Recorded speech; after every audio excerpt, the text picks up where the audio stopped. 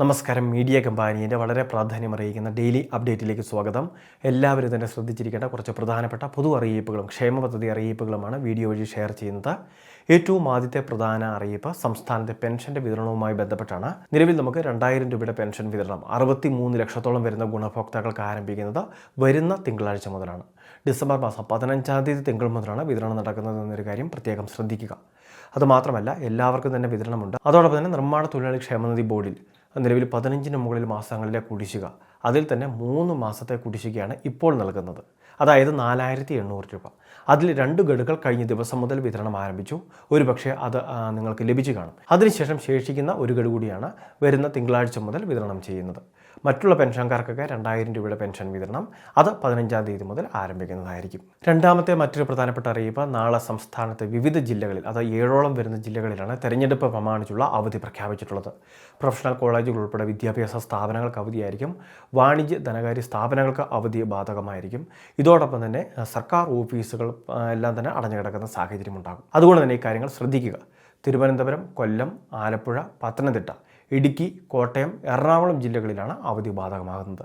അപ്പോൾ ഈ പ്രധാനപ്പെട്ട കാര്യങ്ങൾ തീർച്ചയായിട്ടും എല്ലാവരും ഒന്ന് ശ്രദ്ധിക്കുക. അതുകൊണ്ട് തന്നെ സർക്കാർ ഓഫീസുകളിലെ സേവനങ്ങൾ, വിദ്യാഭ്യാസ സ്ഥാപനത്തിലെ സേവനങ്ങൾ ഉൾപ്പെടെ തടസ്സപ്പെടാൻ സാധ്യതയുണ്ട്. മൂന്നാമത്തെ മറ്റൊരു പ്രധാനപ്പെട്ട അറിയിപ്പ്, സംസ്ഥാനത്തെ റേഷൻ കാർഡുകൾ BPL ആക്കുന്നതിന് വേണ്ടിയുള്ള അപേക്ഷകൾ നടന്നുകൊണ്ടിരിക്കുകയാണ്.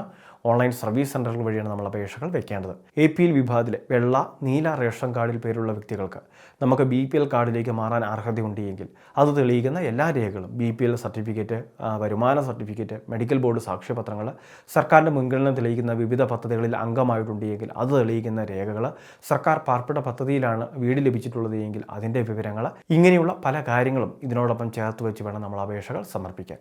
അർഹതയുള്ളവർക്കെല്ലാം BPL റേഷൻ കാർഡ് വിതരണം ചെയ്യുന്നതായിരിക്കും. നാലാമത്തെ മറ്റൊരു പ്രധാനപ്പെട്ട അറിയിപ്പ്, സംസ്ഥാനത്തെ കിസാൻ ക്രെഡിറ്റ് കാർഡ് വായ്പാ പദ്ധതി നിലവിൽ 4% പലിശ നിരക്കിൽ, വാർഷിക പലിശ നിരക്കിൽ പരമാവധി 5 ലക്ഷം രൂപ വരെയൊക്കെ ലഭിക്കുന്ന പദ്ധതിയാണ്. ഈടില്ലാതെ 2 ലക്ഷം രൂപ വരെ ലഭിക്കും. അതോടൊപ്പം തന്നെ ഈട് കൂടി വെക്കാനുണ്ടെങ്കിൽ 5 ലക്ഷം രൂപ വരെ പരമാവധി വായ്പയായിട്ട് ലഭിക്കുന്നതായിരിക്കും. എല്ലാ വർഷവും പുതുക്കിക്കൊണ്ടിരിക്കുന്ന ഒരു രീതി കൂടി കിസാൻ ക്രെഡിറ്റ് കാർഡ് വായ്പാ പദ്ധതിക്കുണ്ട്. അതുമാത്രമല്ല, ഒരു ക്രെഡിറ്റ് കാർഡ് വായ്പ എന്ന രീതിയിൽ ഇത് കണക്കാക്കുമ്പോൾ നമ്മൾ എടുക്കുന്ന, അതായത് നമുക്ക് ഒരു കിസാൻ ക്രെഡിറ്റ് കാർഡ് എന്ന രീതിയിൽ ഒരു ATM രൂപത്തിലുള്ള കാർഡ് കൂടി ലഭ്യമാകും. അതുവഴി നമുക്ക് പൂർണ്ണമായിട്ടോ ഭാഗികമായിട്ടോ തുക പിൻവലിക്കാം.